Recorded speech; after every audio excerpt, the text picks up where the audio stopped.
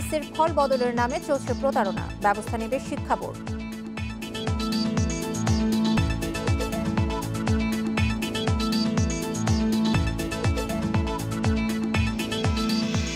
Corona আতঙ্কে উপস্বাস্থ্য কেন্দ্রে যাচ্ছেন না খাগড়াছড়ির চিকিৎসকরা, বিপাকে পাহাড়ি জনগোষ্ঠী।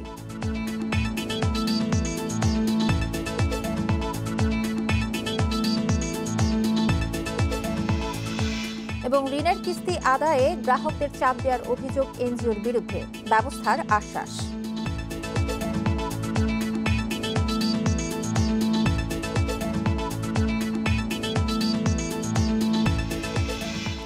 স্বাগত 1 ঘন্টার বিরতিহীন ইন্ডিপেন্ডেন্ট সংবাদে, সঙ্গে আছি সঞ্চারী মজিদ তোমার। শুনছিলেন শিরোনাম, এবারে জানাবো পুরো খবর। আগামী 1 সপ্তাহের মধ্যেই দেশে করোনা সংক্রমণ সর্বোচ্চ মাত্রায় যাবে, তবে তারপর থেকে আক্রান্তের হার কমে আসতে পারে জানিয়েছে আইইডিসিআর এর প্রধান বৈজ্ঞানিক কর্মকর্তা। আর কঠোরভাবে স্বাস্থ্যবিধি অনুসরণ ও লকডাউন ছাড়া অবস্থার উন্নতি সম্ভব নয় বলে মনে করছেন অণুজীব বিজ্ঞানী ডাক্তার নজরুল ইসলাম। সার্বিক পরিস্থিতিকে অঘোষিত হার্ড ইমিউনিটির সঙ্গেও তুলনা করছেন তিনি। করোনা মহামারীর ৯৭তম দিনে দেশে আক্রান্তের সংখ্যা ছাড়িয়েছে ৮০,০০০, আর মৃতের সংখ্যা পৌঁছেছে ১,০৯৫ জনে। বিশেষজ্ঞরা বলছেন সর্বোচ্চ পর্যায়ে আছে সংক্রমণ। জুনের শুরু থেকে দিনে ২,০০০-এরও বেশি করোনা শনাক্ত হচ্ছে, আর এর হার ২১.৭১%। এই হার এখনও ঊর্ধ্বমুখী। তবে আক্রান্তের এ হার শিগগিরই কমতে শুরু করছে বলে জানাচ্ছেন আইইডিসিআর এর প্রধান বৈজ্ঞানিক কর্মকর্তা। এইরকম পর্যায়ে হয়তো আরো ৩-৪ দিন থাকবে, এরপরে হয়তো কমতে পারে। এটা ১৫-১৬ তারিখ পর্যন্ত এরকম থাকবে হয়তো। এটাই হয়তো আমরা একদম পিকে চলে এসেছি এখন। সারা পৃথিবীতেই যে ভাইরাসের সংক্রমণ সর্বোচ্চ পর্যায়ে পৌঁছে আস্তে আস্তে কমতে শুরু করে, আমরা হয়তো সেটা খুব শীঘ্রই দেখবো যে সংক্রমণের সংখ্যা হয়তো কমে যাবে। কঠোর লকডাউন ছাড়া সংক্রমণের এ ধারা নিম্নমুখী হবে না বলে মনে করছেন বঙ্গবন্ধু শেখ মুজিব মেডিকেল বিশ্ববিদ্যালয়ের সাবেক উপাচার্য ও ভাইরোলজিস্ট অধ্যাপক ডাক্তার নজরুল ইসলাম। বর্তমান পরিস্থিতিকে অঘোষিত হার্ড ইমিউনিটির পথে হাঁটার সঙ্গেও তুলনা করছেন তিনি। একমাত্র লকডাউন এটা মানুষের যোগাযোগের মাধ্যমে হচ্ছে। এই করতে করতে 75% লোক যখন ইনফেক্টেড হবে, তারপরে আর ইনফেকশনটা থাকবে না। সরকার এবং জনসাধারণ মিলে আমরা হার্ড ইমিউনিটির দিকে অগ্রসর হচ্ছি। সরকারের ঘাড়ে একাই দোষ দেওয়া যাবে না, আমরাও দায়িত্ব। এই অবস্থায় স্বাস্থ্যবিধি মেনে চলা ছাড়া আর কোনো বিকল্প নেই বলেও সতর্ক করছেন অণুজীব বিশেষজ্ঞরা। রেজওয়ানুল হক, ইন্ডিপেন্ডেন্ট নিউজ, ঢাকা। করোনা মোকাবিলায় জোনভিত্তিক লকডাউন বাস্তবায়নে বৈঠক করেছেন ৫ মন্ত্রী ও ৩ মেয়র।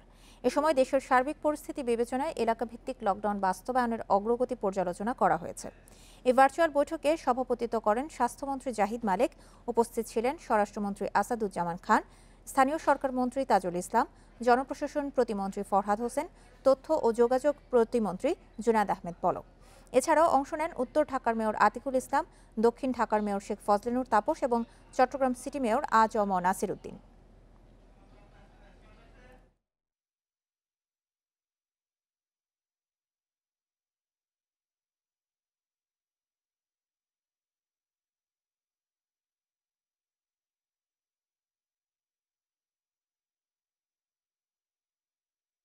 নেক্সট কোথায় কোথায় লকডাউন গুলা করা হবে এটা স্বাস্থ্য অধিদপ্তর থেকে আমাদেরকে জানিয়ে দেওয়া হবে, কারণ আমাদেরও একটা প্ল্যানিং এর ব্যাপার আছে। এইসব নিয়ে আমরা কাজ করছি এবং আমরা বলেছি যে আমাদেরকে জানানোর জন্য মন্ত্রণালয়ের থ্রুতে, তখন আমরা কিন্তু ওই এলাকাগুলোকে নিয়ে আমরা সেই রেড জোন, ইয়েলো জোন এবং গ্রিন জোনের যা যা করা দরকার ওগুলো নিয়ে আমরা কাজ শুরু করব। রাজধানীর পূর্ব রাজাবাজারে ৪র্থ দিনের মতো চলছে লকডাউন। সেখানকার পরিস্থিতি নিয়ে বিস্তারিত জানাতে যোগ দিচ্ছেন সহকর্মী রেজওয়ান সিদ্দিকী। রেজওয়ান, পূর্ব রাজাবাজারে লকডাউন কতটা কার্যকর হচ্ছে, আর স্থানীয় যারা নাকি সেখানে আটকে পড়েছেন তাদের কি ধরনের সমস্যা হচ্ছে, আর প্রশাসন তাদের পক্ষ থেকে কতখানি সহযোগিতা করছেন সেখানকার বাসিন্দাদের? আজকে পূর্ব রাজাবাজার লকডাউনের চতুর্থ দিন মানে আজকে শনিবার সাপ্তাহিক ছুটির দিন হলেও এখানকার যারা বেসরকারি কর্মজীবী আছেন তারা কিন্তু এরই মধ্যে কর্মস্থলের উদ্দেশ্যে এলাকার চিত্রটা একটু দেখাতে চাই যে এখানে আপনি অনেক লোকের ভিড় দেখবেন, তারা সারিবদ্ধভাবে দাঁড়িয়ে আছেন এবং এখানে যে প্রবেশপথটা আছে সেই প্রবেশ পথে তারা নিজেদের নাম এন্ট্রি করাচ্ছেন। এন্ট্রি করানোর পর তারা বাইরে বের হচ্ছেন। একবার এন্ট্রি করানোর পর তারা কিন্তু আর দ্বিতীয়বার এন্ট্রি করাতে হচ্ছে না। আর যাদের খুব প্রয়োজন, যারা বিশেষ করে স্বাস্থ্যকর্মী বা গুরুত্বপূর্ণ অফিসে কাজ করেন, তাদেরকে আসলে অফিসে কাজ করেন বা তাদেরকে আসলে বেরোতে দেওয়া হচ্ছে। আর যারা জরুরি প্রয়োজন নেই বা খুব অল্প কিছু সামান্য প্রয়োজনে বাইরে বেরোতে চাচ্ছেন তাদেরকে কিন্তু আসলে বাইরে বেরোতে দেওয়া হচ্ছে না। আমরা এমনটি দেখেছি যে এখানে যারা অনেক বাসিন্দা আছেন, যারা অযথায় বাইরে বেরোতে চাচ্ছিলেন, বিভিন্ন রকমের অজুহাত দেখিয়ে সেই অজুহাত দেখালেও তাদেরকে যথোপযুক্ত প্রমাণ দেখানোর কথা বলা হচ্ছিল। এখানের প্রবেশপথ থেকে তারা আসলে কোনো প্রমাণ দেখাতে পারছিলেন না, নিজেদের কোনো আইডি কার্ড দেখাতে পারছিলেন না, যে কারণে তাদেরকে বাইরে বের হতে দেওয়া হচ্ছে না।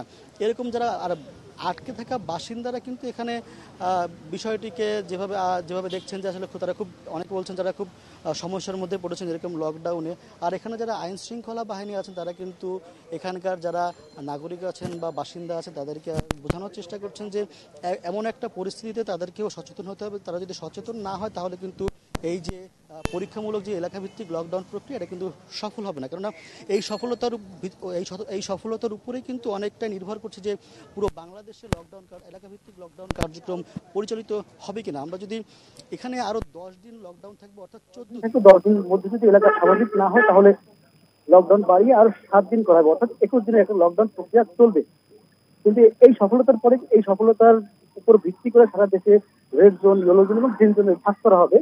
তো এই সফলতা এখনো যদিও প্রমাণিত হয়নি, তারপরেও আজকে একটা তথ্য জানিয়ে রেখে আজকে গাজীপুরের কালীগঞ্জের 3টি ওয়ার্ডে আজ রাত 12টা থেকে এই লকডাউন কার্যক্রম শুরু হবে। সেখানকার 4, 5 ও 6 নম্বর ওয়ার্ডে গত 14 দিনে 19 জন করোনা রোগী শনাক্ত হয়েছে এবং এই পর্যন্ত 67 জন করোনা রোগী রয়েছে সেখানে।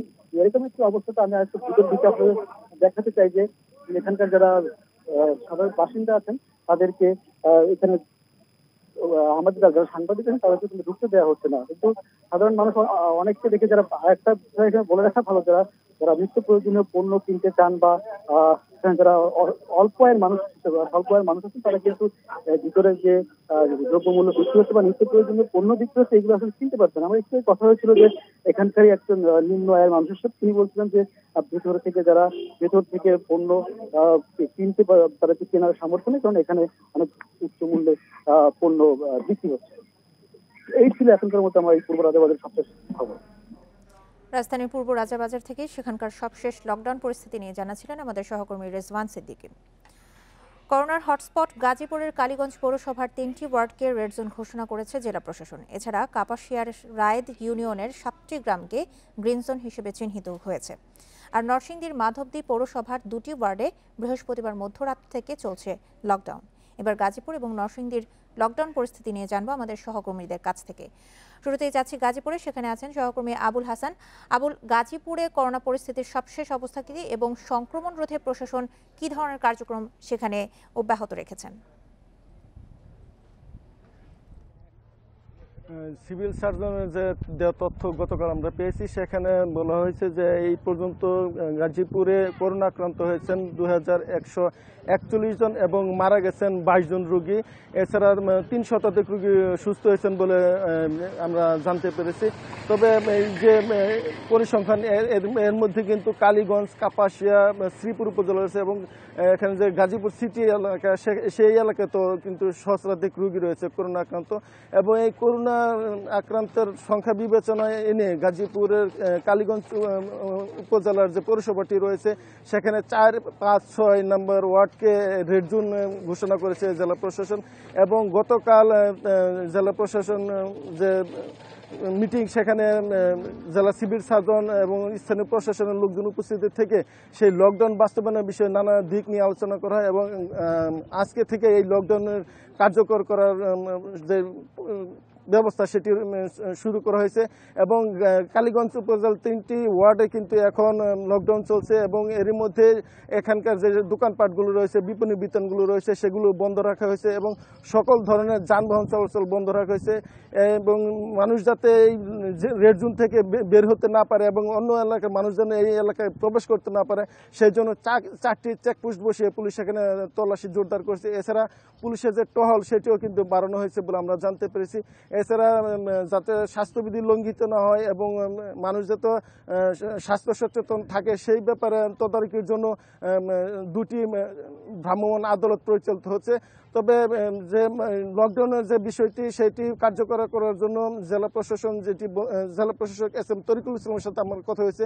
তিনি বলছেন যে মানুষ যেন স্বাস্থ্যবিধি মানে এবং সরকারের যে নিয়ম কানুনগুলো রয়েছে সেই মানার ব্যাপারে তারা সব ধরনের ব্যবস্থা নিয়েছেন এবং এইটি জেলায় সর্বপ্রথম রেড জোন হিসেবে চিহ্নিত হয়েছে এই এলাকা এবং এই পরীক্ষামূলক লকডাউন থেকে পরবর্তীতে যে অন্য যে সংক্রমণ এলাকাগুলো রয়েছে সেই ব্যাপারেও চিন্তা ভাবনা করা হবে, সেই ব্যাপারে তারা মনিটরিং করছেন বলে জেলা প্রশাসন জানতে পেরেছি। আর এর মধ্যে 22 জন করোনা আক্রান্ত রোগী মারা গেছেন এবং উল্লেখযোগ্য সংখ্যক পোশাক শ্রমিক এবং পুলিশ এবং অন্যান্য যে পেশার যে লোকজন রয়েছে তারাও কিন্তু আক্রান্ত হচ্ছেন এবং এই বিষয়টি নিয়ে আমি জেলা সিভিল সার্জন স্বাস্থ্য বিভাগের যে লোকজন তাদের সঙ্গে কথা বলছিলাম। তারা যেটি জানিয়েছেন যে এখানে ঘরে থাকার বা স্বাস্থ্যবিধি মানার যে জনসচেতনতা সেটি শতভাগ হয়নি এবং মানুষের ভিতরে যে সচেতনতা করোনা ভাইরাস নিয়ে সেটি না থাকার কারণে এই সংক্রমণের হার কিন্তু বেড়ে যাচ্ছে এবং গাজীপুর হটস্পট হিসেবে পরিচিতি পেয়েছে সারা বাংলাদেশের মধ্যে। এবং তারা যেটি বলছেন যে মানুষ যে স্বাস্থ্য সচেতনতা বা মাস্ক ব্যবহারের যে ব্যাপারে যে শতভাগ নিশ্চিত করা সেটি কিন্তু হয়নি। মানুষ যাচ্ছেতাইভাবে বিভিন্ন লোক সমাগম স্থানে আসছেন যাচ্ছেন এবং এই কারণে মানুষের ভিতরে যে সামাজিক সচেতনতা বা সামাজিক দূরত্ব সেটি শতভাগ নিশ্চিত করা যায়নি। ফলে এই জেলায় কিন্তু করোনার যে আক্রান্তের হার সেটি বেড়েই যাচ্ছে। তবে জেলা প্রশাসন বলছেন যে এই স্বাস্থ্যবিধি মানা এবং সামাজিক দূরত্ব নিশ্চিত করার জন্য তারা বিভিন্ন উপায়ে মানুষের জন্য কাজ করে যাচ্ছেন এবং কালীগঞ্জ উপজেলায় স্বাস্থ্য সচেতনতা এবং সামাজিক দূরত্ব নিশ্চিত করার জন্য এরই মধ্যে কিন্তু গণসচেতনতা বাড়াতে মাইকিং এর ব্যবস্থা করা হয়েছে বলে আমরা জানতে পেরেছি। এই ছিল মোটামুটি গাজীপুরের সর্বশেষ করোনা পরিস্থিতি। আবুল, সঙ্গে থাকুন। এবার আমরা যাচ্ছি নরসিংদীতে, সেখানে আছেন সহকর্মী আসাদুজ্জামান। নরসিংদীতে লকডাউনের পরে রেড জোন ঘোষণা করার পরে সেখানকার মানুষ আসলে কতটুকু সচেতন আর প্রশাসন জনগণের চলাচলে কি ধরনের শিথিলতা আরোপ করেছে জানাবেন। আপনি জানেন যে বৃহস্পতিবার মধ্যরাত থেকে মাধবদী পৌর এলাকার যে 4-5 নং ওয়ার্ডের যে এলাকায় আসলে এই এলাকাটি আসলে রেড জোন এবং করোনা সংক্রমণের অত্যধিক ঝুঁকিপূর্ণ এলাকা হিসেবে ঘোষণার পর থেকে আসলে এখানে প্রশাসন লকডাউন বাস্তবায়নের জন্য যে সব সরকারি নিয়ম অনুযায়ী যা করার সেটি করার চেষ্টা করছে। এখানে আসলে আপনি জানেন যে মাধবদী শিল্প এলাকা, এটা এখানে বেশিরভাগই আসলে শ্রমজীবী মানুষের বসবাস।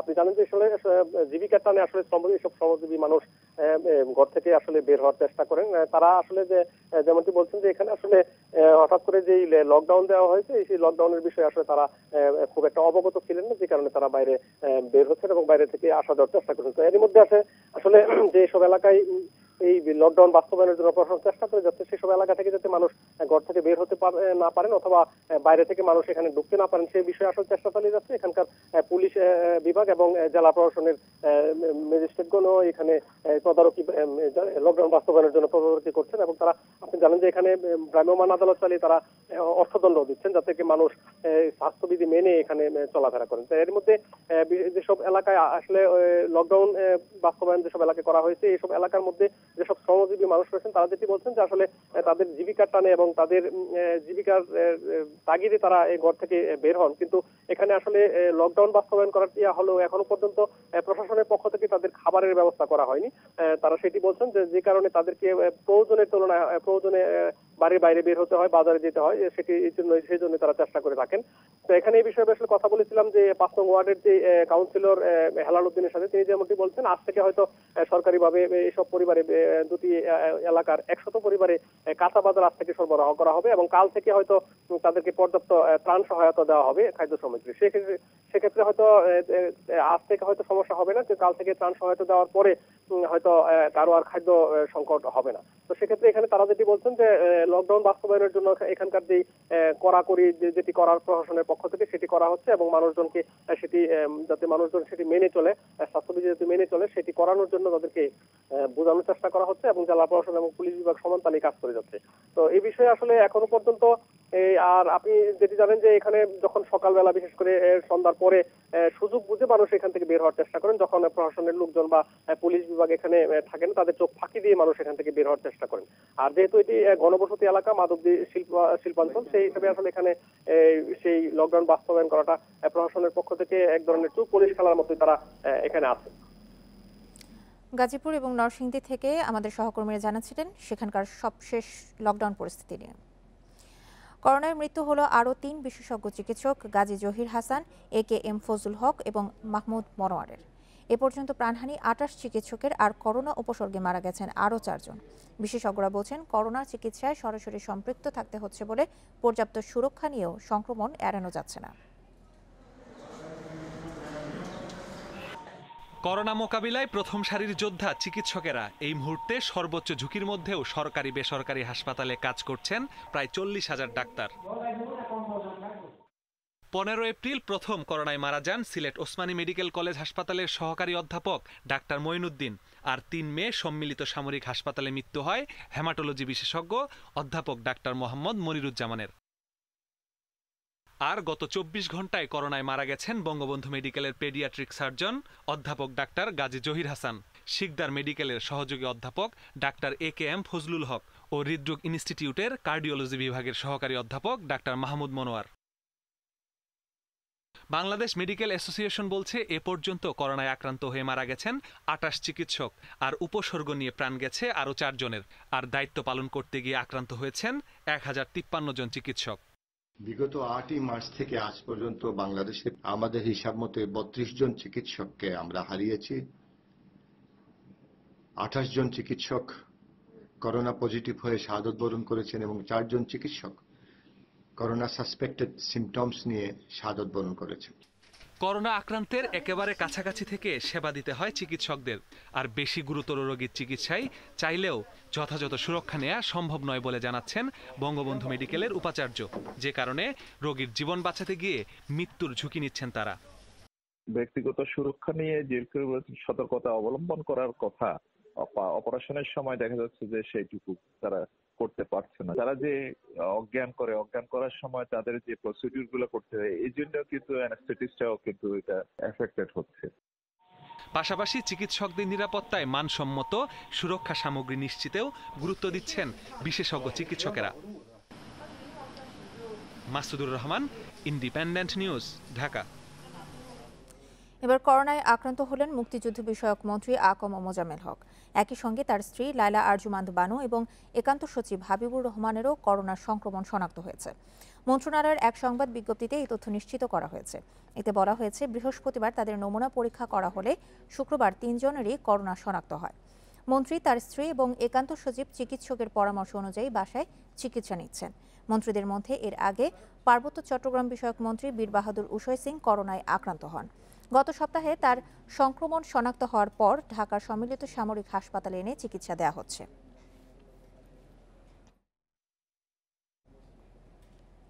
দেশে নতুন করোনা শনাক্ত ও মৃতের সংখ্যা দুটোই একদিনে সর্বোচ্চ।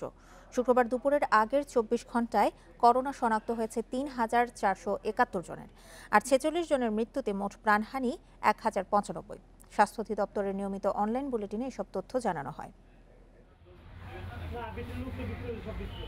নতুন 3টি সহ মোট 59টি ল্যাবে 15,990টি নমুনা পরীক্ষায় শনাক্ত প্রায় 3,500। এই নিয়ে সারা দেশে মোট আক্রান্ত 81,000 ছাড়ালো। পরীক্ষা বিবেচনায় শনাক্ত 21.71%। থেমে নেই করোনায় মৃত্যুর মিছিল। শুক্রবার দুপুর পর্যন্ত 24 ঘন্টায় মৃত 46 জনের 37 জন পুরুষ, 9 জন নারী। গত 24 ঘন্টায় মৃত্যুবরণ করেছেন 46 জন, এ পর্যন্ত 1095 জন।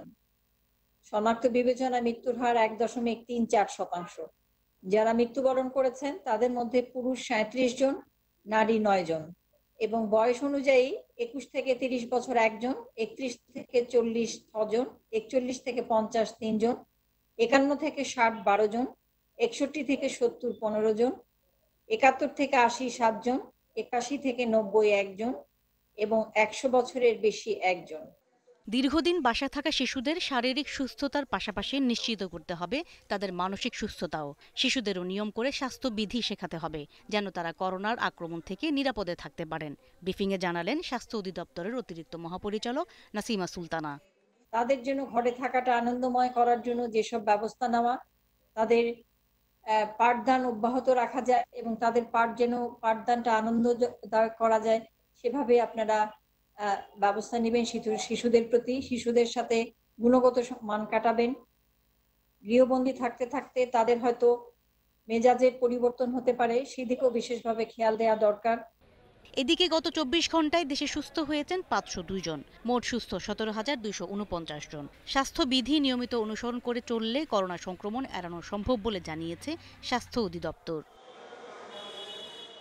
Afroza Khatun, independent news, Dhaka. গত বছরের তুলনায় স্বাস্থ্য খাতে বাজেট বরাদ্দ বাড়লেও তা পর্যাপ্ত নয় বলে মনে করছেন বিশেষজ্ঞরা। তাদের মতে স্বাস্থ্য খাতের উন্নয়নে বাজেটে বরাদ্দ বাড়ানোর পাশাপাশি বন্ধ করতে হবে দুর্নীতি।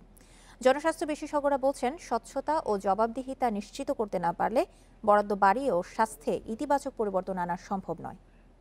2020-21 অর্থ বছরে স্বাস্থ্য খাতে মোট 41,027 কোটি টাকা বরাদ্দের প্রস্তাব করা হয়েছে, যা মোট দেশজ উৎপাদন বা জিডিপির 1.3% আর মোট বরাদ্দের 7.2%। চলতি অর্থ বছর অর্থাৎ 2019-20 অর্থ বছরে স্বাস্থ্য খাতে মোট বরাদ্দ করা হয়েছিল 25,733 কোটি টাকা, অর্থাৎ চলতি অর্থ বছরের তুলনায় আগামী অর্থ বছরে 15,294 কোটি টাকা বাড়তি বরাদ্দের প্রস্তাব করা হয়েছে। বিশেষজ্ঞরা বলছেন, বহু বছর ধরেই স্বাস্থ্য খাতের বরাদ্দে অনিয়ম, দুর্নীতি ও অর্থহীন ব্যয়ের অভিযোগ বাড়ছে। তাই শুধু বরাদ্দ বাড়িয়ে স্বাস্থ্য খাতের নাজুক অবস্থার পরিবর্তন হবে না। এজন্য দরকার বরাদ্দ বাস্তবায়নের সক্ষমতা বৃদ্ধি ও কার্যকর ব্যবহার। যতই টাকা বাড়ান, দুর্নীতির ছিদ্র যদি বন্ধ না করেন, অপচয় যদি বন্ধ না করেন, তাহলে কিন্তু এই টাকা বাড়ায় মানুষ কিন্তু জনগণের সুফল কিন্তু পাবে না। সেই জন্য আমি মনে করছি টাকা বাড়াচ্ছেন খুবই ভালো। এখন যা আছে তার যদি ডাবলও করেন, ট্রিপলও করেন, কিন্তু যদি স্বচ্ছতা না থাকে, ভালোভাবে এটা ব্যয় না করে যথাযথ এই টাকাটা ব্যবহার না করা হয়, তাহলে এটার সুফল আমরা কেউই পাবো না। একদিকে প্রয়োজনের তুলনায় বরাদ্দ কম, অন্যদিকে বাস্তবায়নের হারও সন্তোষজনক নয়। তাই কালক্ষেপণ না করে সঠিক সময়ে প্রকল্প বাস্তবায়নের পাশাপাশি গুণগত মান নিশ্চিতের উপর জোর বিশেষজ্ঞদের। স্বাস্থ্য ব্যবস্থার আমূল সংস্কার সহ তাকে ঢেলে সাজানো, এই সমস্ত চ্যালেঞ্জ আছে। সবচেয়ে ইম্পর্টেন্ট হলো যে আমাদের দক্ষিণ পূর্ব এশিয়ার দেশগুলোতে স্বাস্থ্যখাতে যে খরচ হয়, সেই খরচ করার সক্ষমতা আমাদের নাই, অনেকটা কম। সেই জায়গায় খরচের সক্ষমতাও কিন্তু আমাদের বাড়াতে হবে। এবং বিশেষ করে যে পরিকল্পনাগুলো নেওয়া হয়, অনেক প্রজেক্ট পরিকল্পনা নেওয়া হয়, সেই সমস্ত ক্ষেত্রে এটা সঠিক সময়ে এটা সম্পন্ন করতে হবে, তা না হলে অনেক সময় টাকা ফেরত যায়। বিশেষজ্ঞরা বলছেন, শুধু বরাদ্দ দিলেই চলবে না, সেটি কিভাবে কাজে লাগানো হবে তাও নিশ্চিত করতে হবে। তাদের মতে বরাদ্দের যতটা না চিকিৎসার পেছনে খরচ হয়, তার চেয়ে বেশি খরচ হয় ভৌত অবকাঠামো, প্রশিক্ষণ ও বেতন ভাতার পেছনে। বড় বড় পজিশনে যারা থাকে তাদের ইনভলভমেন্টের জন্যই কিন্তু করাপশনটা বেশি থ্রাইভ করে। এই করাপশনের জন্য আমাদের বহু টাকা নষ্ট হয় এবং দুর্নামও হয়। বাজেট ইউটিলাইজেশনের জন্য এসব মাথায় রেখে যদি কাজ করি, তাহলে আমাদের হেলথ সার্ভিস উন্নত হবে বলে আমি মনে করি। বরাদ্দকৃত বাজেটের জনমুখী ও পূর্ণাঙ্গ বাস্তবায়ন হলে দেশের চিকিৎসা ব্যবস্থা ঢেলে সাজানো সম্ভব বলেও মনে করেন জনস্বাস্থ্য বিশেষজ্ঞরা। Biprajit Chanda, independent news, Dhaka. প্রস্তাবিত বাজেটকে মানুষের জীবন রক্ষার বাজেট বলে অভিহিত করলেন অর্থমন্ত্রী। আর এজন্য প্রয়োজনীয় ব্যয় করতে টাকার সংকট হবে না বলেও জানান তিনি। শুক্রবার বিকেলে বাজেটোত্তর ভার্চুয়াল সংবাদ সম্মেলনে মন্ত্রী জানান, পূর্ণাঙ্গ অটোমেশন করতে পারলে রাজস্ব আয়ের লক্ষ্য অর্জন সম্ভব। আর ব্যাংকিং খাতেও তারল্য সংকট নেই। 5,68,000 কোটি টাকার বাজেটে এনবিআর এর আয়ের লক্ষ্য 3,30,000 কোটি টাকা, যেখানে চলতি অর্থ বছরে আয় হতে পারে মাত্র 2,10,000 কোটি টাকা। সে বিবেচনায় আগামী অর্থ বছরের বিশাল লক্ষ্য অর্জন প্রায় অসম্ভব বলে মনে করছেন অনেক বিশ্লেষক। একইভাবে বেসরকারি বিনিয়োগ 25 ভাগে উন্নীত করা, 8.2% জিডিপি প্রবৃদ্ধি সহ নানা লক্ষ্য ঠিক করেছেন অর্থমন্ত্রী। এসব লক্ষ্যকে অবাস্তব বলছেন অনেকে। তারা বলছেন, ব্যাংক ব্যবস্থা থেকে উচ্চ হারে ঋণ নেওয়া হলে নেতিবাচক প্রভাব পড়বে বেসরকারি বিনিয়োগে। এসব আলোচনার প্রেক্ষিতে অর্থমন্ত্রী বলেছেন, পূর্ণাঙ্গ অটোমেশন করা গেলে রাজস্ব লক্ষ্য অর্জন সম্ভব। করোনার কারণে অটোমেশনের কাজ ব্যাহত হলেও আগামী অর্থ বছরে তা জোরদার হবে। আর ব্যাংক খাতে তারল্যের কোনো ঘাটতি নেই বলেও জানান তিনি। বলেন, বিনিয়োগ বাড়াতে কমানো হয়েছে ঋণের সুদহার। অর্থনীতি যতটাই শক্তিশালী হবে তার একটা ইম্প্যাক্ট, তার একটা রিফ্লেকশন পুঁজিবাজারে পড়বে। আমরা দেশের অর্থনীতিকে শক্তিশালী করব এবং সবার উপরে নিয়ে যাবো ইনশাআল্লাহ। আমরা সেটা চাই এবং সেটা হচ্ছে আমাদের লক্ষ্য। সেই লক্ষ্য যদি আমরা পূরণ করতে পারি, এটার প্রতিফলন পুঁজিবাজারে পড়তে বাধ্য। স্বাস্থ্য খাতের নানা অনিয়ম দুর্নীতির সমালোচনার মধ্যেই বাজেটে বাড়ানো হয়েছে বরাদ্দ। পাশাপাশি করোনার জন্য থোক বরাদ্দ দেওয়া হয়েছে 10,000 কোটি টাকা। অর্থমন্ত্রী জানান, সাধারণ মানুষের স্বাস্থ্যসেবা নিশ্চিতে প্রয়োজনীয় অর্থ দেয়া হবে। মানুষকে খাবার দিতে হবে, এদের যে কর্মসংস্থান হারিয়েছে সেই কর্মসংস্থানের ব্যবস্থা করতে হবে। প্রত্যেকটা গ্রামীণ অবকাঠামো আমরা ঠিক করতে হবে। গ্রামীণ অর্থনীতি আমরা আবার যে খারাপ অবস্থা চলে গেছে সেটাকে আমরা আবার ঠিক করতে হবে এবং সেই জন্য অর্থ যাই লাগবে সেই অর্থ আমাদের ব্যবস্থা করতে হবে। আয় তো আমাদের করতে হবেই। তো আমরা আয়ের জন্য অপেক্ষা না করেই আমরা মানুষ বাঁচাবার জন্য আমরা প্রথমেই পদক্ষেপ গ্রহণ করেছি। করোনার কারণেও প্রাকৃতিক দুর্যোগে ক্ষতিগ্রস্ত অনেক কৃষক। কৃষিমন্ত্রী জানান, কৃষকের ক্ষতি কাটিয়ে উঠতে সার বীজ সহ প্রয়োজনীয় উপকরণ সরবরাহ করা হবে। আমরা ইতিমধ্যেই বীজ দিচ্ছি, সার দিচ্ছি, আউশের বীজ সার দিয়েছি, এগুলা বিনামূল্যে এবং আগামী রবি মৌসুমের জন্য আমাদের প্রস্তুতি চলছে। বিনামূল্যে চাষিদেরকে আমরা উপকরণ দিব। বাজেটোত্তর সংবাদ সম্মেলনে এনবিআর চেয়ারম্যান জানান, মোবাইলে কথা বলার উপর সম্পূরক শুল্ক বাড়ায় খরচ তেমন বাড়বে না। যে ক্ষয়ক্ষতি হয়েছে তা পুনরুদ্ধারের কৌশল বিবেচনায় নিয়ে Ruhul Amin, independent news, Dhaka. Corona পরিস্থিতিতে স্বাস্থ্য, সামাজিক সুরক্ষা, কৃষি সহ বেশ কিছু খাতে বরাদ্দ বাড়ায় 2019-20 অর্থ বছরের বাজেটকে সময়োপযোগী বলছে সরকার। তবে অর্থনীতিবিদেরা বলছেন, এসব খাতে বরাদ্দ প্রয়োজনের তুলনায় অপর্যাপ্ত। পরিস্থিতি বিবেচনায় বরাদ্দ আরও বাড়ানো উচিত বলে মত অনেকের। করোনা পরিস্থিতিতে সাধারণ ছুটি, লকডাউন, শিল্প কারখানা ও ব্যবসা বাণিজ্য বন্ধ থাকায় আয় কমেছে অনেকের। দারিদ্র্য সীমার নিচে চলে এসেছে একটা বড় অংশের জনগোষ্ঠী। পরিস্থিতি মোকাবেলায় গুরুত্ব দেয়া হয়েছে 2020-21 অর্থ বছরের বাজেটেও। স্বাস্থ্য খাতের জন্য 41,000 কোটি টাকা, কৃষিতে 29,981 কোটি টাকা ও সামাজিক নিরাপত্তা খাতে বরাদ্দ 95,500 কোটি টাকা। তাই এই বাজেটকে সময়োপযোগী বলছে সরকার। স্বাস্থ্য খাত যেটা নিয়ে আমরা সবাই উদ্বিগ্ন, সেখানে আমরা প্রচুর বেশি এবারে টুজন দেওয়া হয়েছে। মাননীয় প্রধানমন্ত্রী নিজেও বলেছিলেন, বাজেটও তার প্রতিফলন ঘটেছে। স্বাস্থ্য এবং কৃষি সামনে চলে এসছে। সুতরাং এটাই মনে করি যে আমাদের সরকারের যে মূল দর্শন বা উদ্দেশ্য তার প্রতিফলন ঘটেছে এই বাজেট। তবে বাজেটকে গতানুগতিক বলছেন অনেক অর্থনীতিবিদ। নতুন করে দারিদ্র্যসীমার নিচে চলে যাওয়ায় মানুষের জন্য সুনির্দিষ্ট প্রস্তাব দেখছে না তারা। অনেকখানি স্ক্যাটার্ড হয়েছে, মানে ছড়িয়ে ছিটিয়ে দেওয়া হয়েছে আগের প্রোগ্রামগুলোতে, অর্থাৎ ভিজিডি, বিপিএফ, বয়স্ক ভাতা, এই ধরনের বিভিন্ন ভাতার মাধ্যমে। কিন্তু যে জিনিসটা মিসিং সেটা হচ্ছে একটা বড় জনগোষ্ঠী যারা কোনো ক্যাটাগরিতেই পড়বে না, যারা আগে কোনোদিনও এই ধরনের সাহায্য নিয়ে অভ্যস্ত নয় এবং তাদের দরকার ছিল না সঙ্গত কারণে, তারা চাকরি করত। এখন তাদের চাকরি বা তাদের যে জীবিকা, সেলফ এমপ্লয়েড, সেই জায়গাটা একটা বড় সমস্যা হয়ে যাচ্ছে। একটা বিশাল সংখ্যক জনগোষ্ঠী তারা কিন্তু দারিদ্র্য সীমার নিচে পড়ে গেছে। একটা বিশাল সংখ্যক জনগোষ্ঠী তারা কাজ হারাচ্ছেন। তাদেরকে কিভাবে আমরা সাপোর্ট দিয়ে যেতে পারি, সেই দিকটা কিন্তু আমার কাছে মনে হয়েছে শুধু বরাদ্দ যতটুকু বাড়ানো হয়েছে সে যথেষ্ট নয়। অর্থনীতিবিদরা বলছেন, বাজেটে কেবল বরাদ্দ বাড়ালেই হবে না, এর সঠিক ব্যবহার যাতে নিশ্চিত হয় সেই উদ্যোগ নিতে হবে। Sohel Rana, independent news, Dhaka. প্রস্তাবিত বাজেটকে করোনা থেকে অর্থনীতি পুনরুদ্ধারের ভারসাম্যপূর্ণ বাজেট বলছেন আওয়ামী লীগের সাধারণ সম্পাদক ওবায়দুল কাদের। তবে এর সঙ্গে দ্বিমত করেছেন বিএনপি মহাসচিব মির্জা ফখরুল ইসলাম আলমগীরের দাবি, সংকট মোকাবেলায় গুরুত্ব না দিয়ে গতানুগতিক বাজেট দেওয়া হয়েছে, তা বাস্তবায়নযোগ্য নয়। করোনার প্রাদুর্ভাবের টালমাটাল দেশের অর্থনীতি। প্রতিকূল এই অবস্থায় 5,68,000 কোটি টাকার বাজেট দিয়েছেন অর্থমন্ত্রী। এতে রাজস্ব আয়ের লক্ষ্য ধরা হয়েছে প্রায় 3,82,000 কোটি টাকা আর প্রবৃদ্ধি ধরা হয়েছে 8.2%। আমি আহম মুস্তফা কামাল অর্থমন্ত্রী। এ নিয়ে বিএনপির মূল্যায়ন প্রস্তাবিত বাজেটে মানুষের প্রত্যাশা পূরণ হয়নি, উপযোগী নয় বলেও মনে করেন দলটির মহাসচিব মির্জা ফখরুল ইসলাম আলমগীর। 2020-21 অর্থ বছরের জন্য 5,68,000 কোটি টাকার একটা গতানুগতিক অবাস্তবায়নযোগ্য বাজেট ঘোষণা করেছেন। তিনি কারো টাকা সাদা করার দুয়ার খুলে দিলেন। মূলত গত 1 দশক কালের অধিককাল ব্যাপী সরকার দলীয় যে সকল ব্যক্তি নজিরবিহীন দুর্নীতির মাধ্যমে সম্পদের পাহাড় গড়ে তুলেছে, তাদের টাকা সাদা করার জন্য সরকার এবার কারো টাকা সাদা করার স্কোপ বৃদ্ধি করেছে।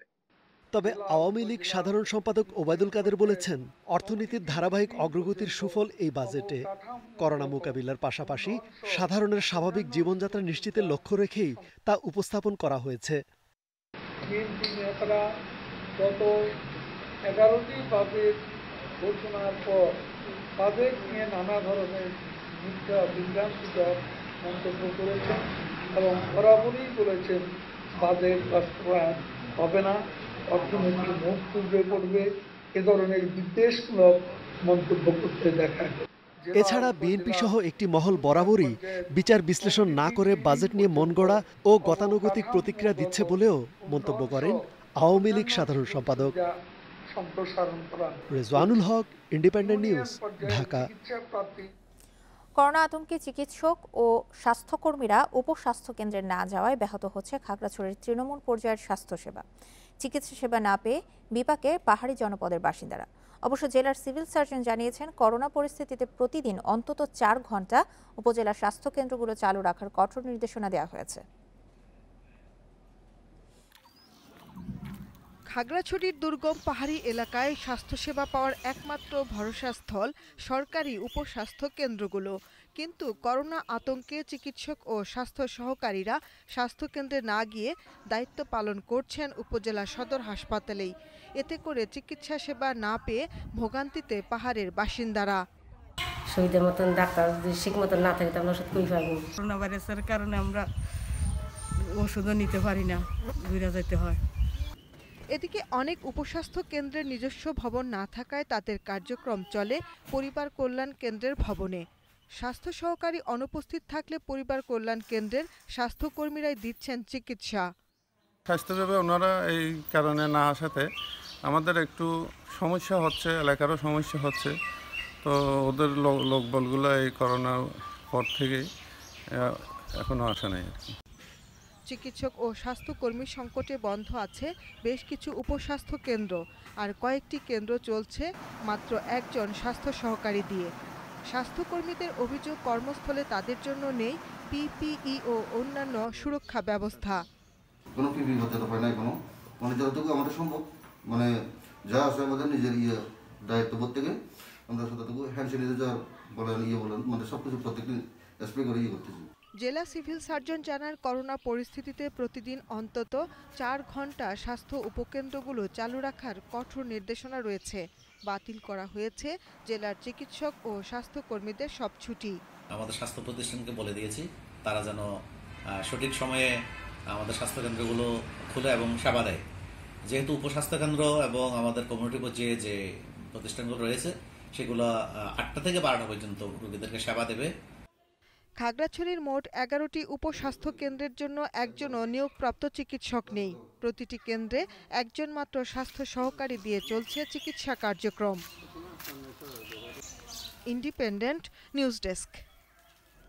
এ বিষয়ে আরও জানাতে এখন খাগড়াছড়ি থেকে যোগ দিচ্ছেন আমাদের সহকর্মী সমীর মল্লিক। সমীর, উপস্বাস্থ্য কেন্দ্রে জনবল সংকট নিরসনে প্রশাসনের কি ধরনের উদ্যোগ দেখছেন? বর্তমান অবস্থায় দুর্গম পাহাড়ি এলাকার মানুষদের চিকিৎসা সেবা পাওয়ার তাহলে উপায়টা কি? আর চিকিৎসক এবং স্বাস্থ্যকর্মীরা যে এই করোনার ভীতিতে আসছে না, করোনা ভীতি কমানো এবং তাদের স্বাস্থ্য সুরক্ষায় প্রশাসন কি ধরনের ব্যবস্থা নিচ্ছে?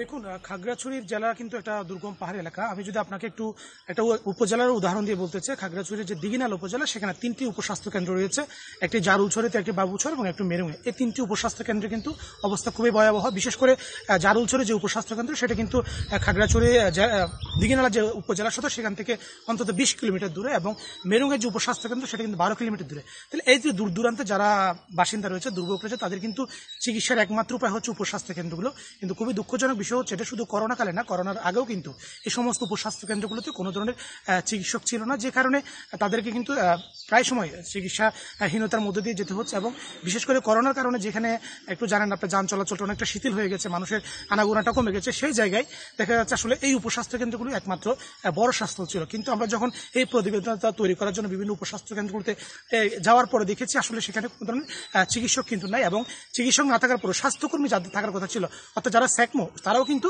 সেখানে উপস্থিত হননি। এবং আমরা এই বিষয়ে স্থানীয় যারা জনপ্রতিনিধিরা আছে বা স্থানীয় মানুষের পক্ষ থেকে অভিযোগ পাওয়া গেছে। আমি যদি আপনাকে মেরুং এলাকার যে উপস্বাস্থ্য কেন্দ্র সেখানে যিনি স্বাস্থ্যকর্মী হিসেবে দায়িত্বরত হচ্ছে মিতা রানী আসছে, তিনি কিন্তু প্রায় 14-15 মাস পরে একবার করে আসেন, এবং স্থানীয় অভিযোগ করার পর উপজেলা স্বাস্থ্য কমপ্লেক্স থেকে তাকে শোকজ করা হয়েছে।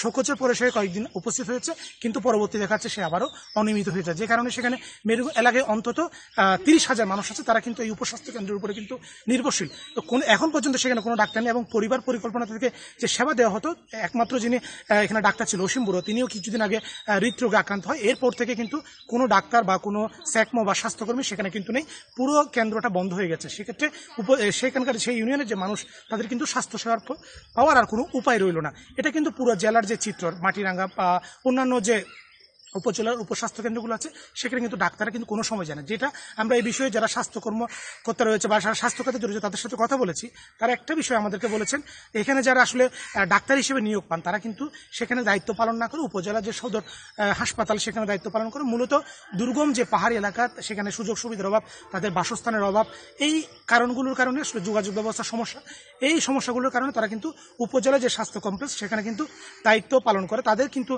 দায়িত্ব যদিও উপজেলা যে উপস্বাস্থ্য কেন্দ্রগুলোতে দেওয়া হয়েছে সেখানে কিন্তু তারা দায়িত্বটা পালন করেন। এটা শুধু করোনার সময় না, করোনার আগে থেকে কিন্তু এই সমস্যাটা প্রকট হয়ে এসেছে, এবং আজকে যখন এটা সংকট আরও বেশি তীব্র হয়েছে তখন কিন্তু মানুষের মধ্যে এই নিয়ে একটা ক্ষোভের সৃষ্টি হয়েছে। এবং আপনি যেটা বলছেন, এখানে যারা দুর্গম এলাকায় যারা তৃণমূল পর্যায়ে যারা স্বাস্থ্যসেবা দিচ্ছে তাদের কিন্তু যে স্বাস্থ্য সুরক্ষার যে সরঞ্জাম সেটা কিন্তু পর্যাপ্ত নেই। তারা ব্যক্তিগত উদ্যোগে হ্যান্ড মাস্ক থেকে শুরু করে অন্যান্য যে পিপিপি যে দরকার তারা কিন্তু ব্যক্তিগত উদ্যোগে কিন্তু তারা সেটা ব্যবস্থা করছে।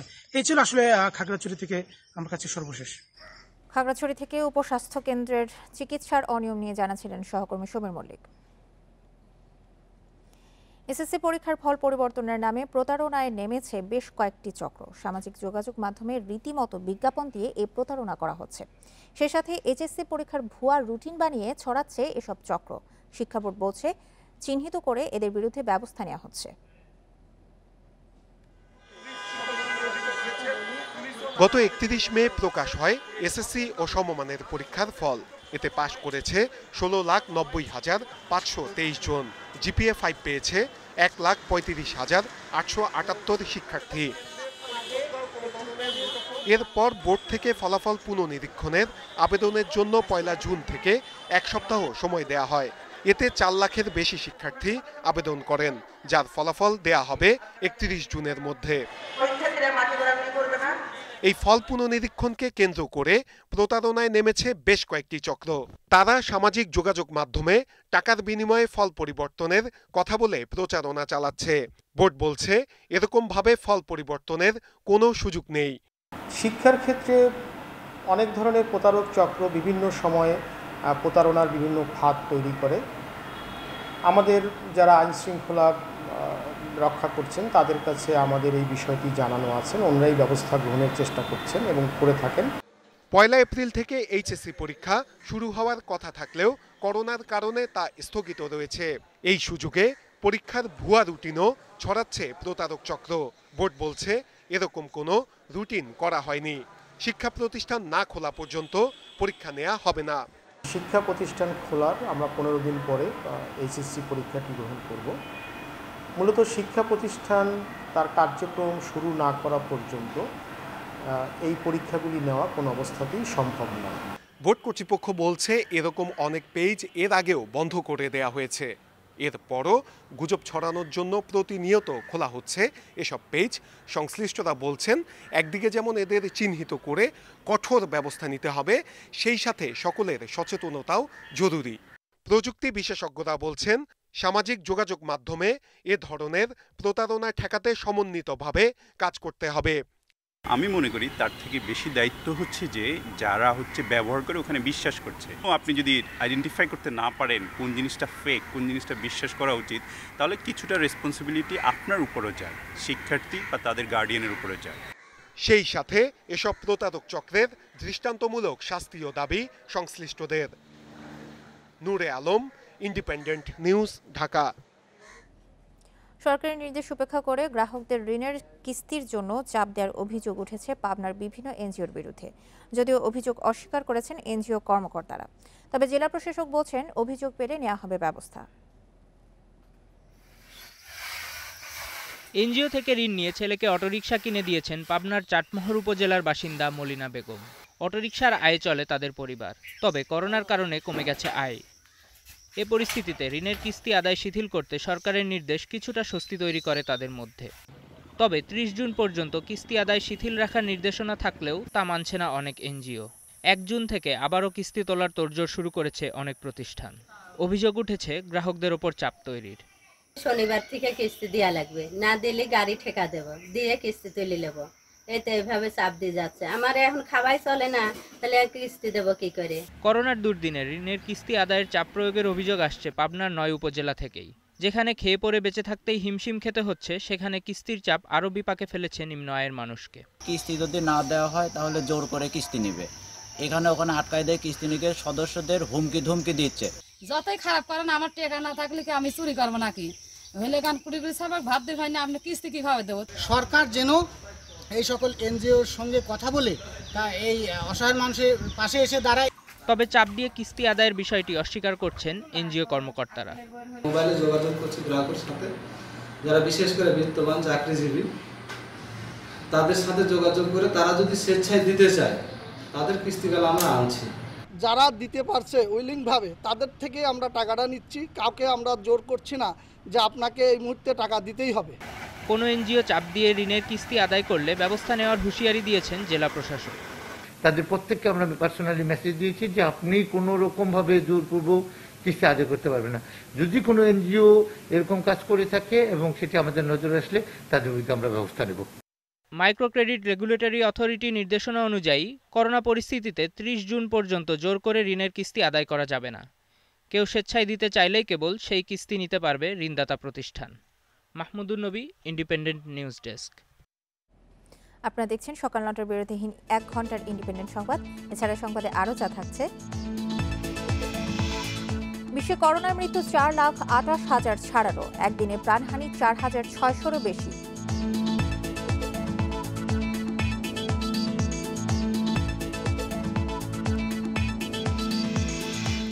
এবং আইপিএল নিয়ে তোড়জোড় ভারতে, ইংল্যান্ড সফরের দল পেল পাকিস্তান।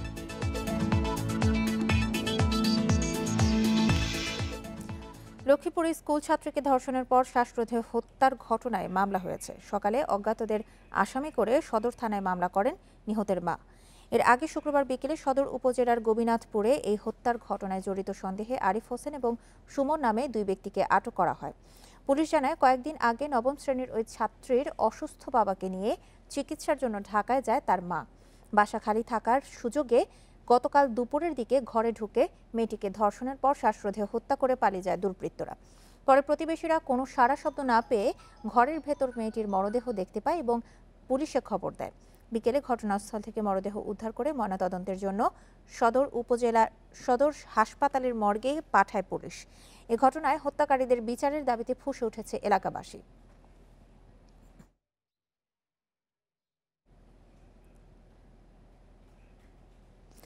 করোনার কারণে শ্রমিক ফেরত না পাঠানোর আহ্বানে সাড়া দিয়েছে মধ্যপ্রাচ্যের দেশ সংযুক্ত আরব আমিরাত, সৌদি আরব, জর্ডান, ওমান, কাতার ও কুয়েত। এছাড়া আফ্রিকার কয়েকটি দেশেও খুলছে জনশক্তি রপ্তানির বাজার। পররাষ্ট্রমন্ত্রী জানিয়েছেন, প্রবাসী শ্রমিকের দক্ষতা বাড়াতে মধ্যপ্রাচ্যে চালু হয়েছে লাইফ চেঞ্জ নামে একটি পাইলট প্রোগ্রাম।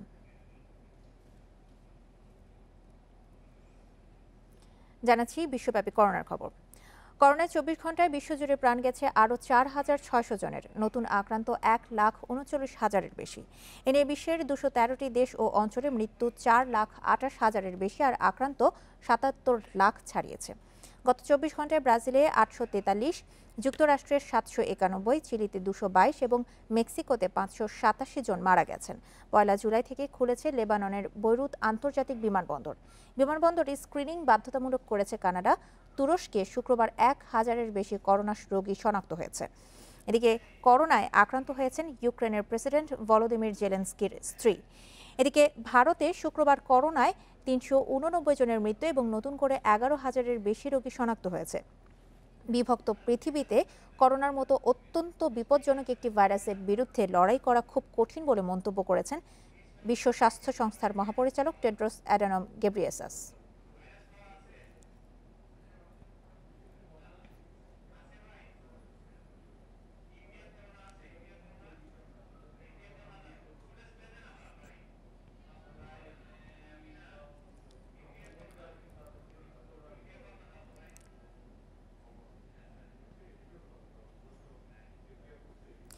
করোনা সংক্রমণের দিক দিয়ে যুক্তরাজ্যকে পেছনে ফেলে চতুর্থ অবস্থানে এখন ভারত। দেশটিতে এরই মধ্যে আক্রান্তের সংখ্যা 2,98,000 ছাড়িয়েছে। একদিনে সর্বোচ্চ 10,956 জন নতুন করে করোনা রোগী শনাক্ত হয়েছে। মারা গেছেন 396 জন। এ নিয়ে সরকারি হিসাবেই দেশটিতে 8,498 জনের মৃত্যুর খবর নিশ্চিত করা হয়েছে। গত 7 দিনে দেশটিতে প্রতিদিন 9,000-এর বেশি রোগী শনাক্ত হয়েছে। ভারতে কোভিড-19-এ মোট মৃত্যুর প্রায় অর্ধেকই হয়েছে মহারাষ্ট্রে। এই রাজ্যে আক্রান্তের সংখ্যাও 1 লাখের কাছাকাছি।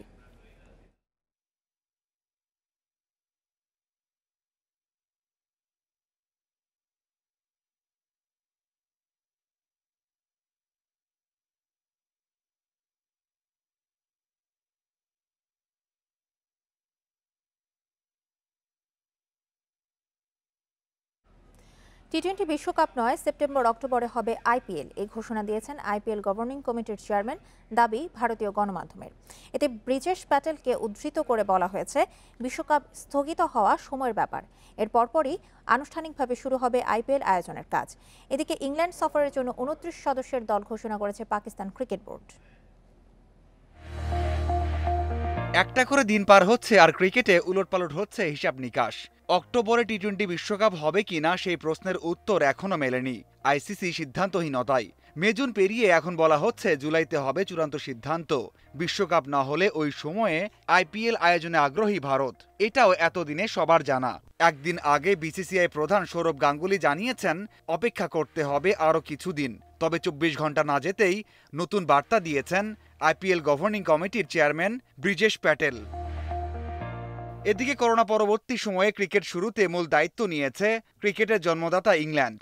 জুলাইয়ের সিরিজ খেলতে ওয়েস্ট ইন্ডিজ দল এরই মধ্যেই সে দেশে, টানা খেলার মধ্যেই থাকতে হচ্ছে। পরপরই পাকিস্তানের বিপক্ষে সিরিজ 3 লায়ন্সের। টেস্ট ও টি-20 সিরিজের জন্য 29 সদস্যের দল দিয়েছে পিসিবি। করোনার পর প্রথম দল গঠনে কষ্ট করতে হয়েছে নির্বাচকদের। রাতারাতি সবকিছু বদলে দেবার যে ধারণা, সেটা খুব বাস্তব কিছু নয়। তবে আমি বিশ্বাস করি ইচ্ছাশক্তি আর চেষ্টায় অনেক কিছু করা সম্ভব। পুরো বিশ্ব কঠিন একটা পরিস্থিতির মধ্য দিয়ে যাচ্ছে। ইংল্যান্ড ট্যুরের আগে আমরা ক্যাম্প করতে পারবো কিনা জানা নেই। আমি চেষ্টা করব আমার অভিজ্ঞতা ক্রিকেটারদের মাঝে ছড়িয়ে দেওয়ার জন্য। কোয়ারেন্টিন শেষ করে 23 জুলাই প্রস্তুতি ম্যাচ খেলবে পাকিস্তান দল, আর প্রথম টেস্ট শুরু হবে 30 জুলাই। মাঝারুল ইসলাম, ইন্ডিপেন্ডেন্ট নিউজ। আর এই ছিল বিরতিহীন ইন্ডিপেন্ডেন্ট সংবাদে। ইন্ডিপেন্ডেন্ট টেলিভিশনের সব খবর আরও বিস্তারিত জানতে চোখ রাখুন ফেসবুক, ইউটিউব এবং টুইটারে। ধন্যবাদ সবাইকে।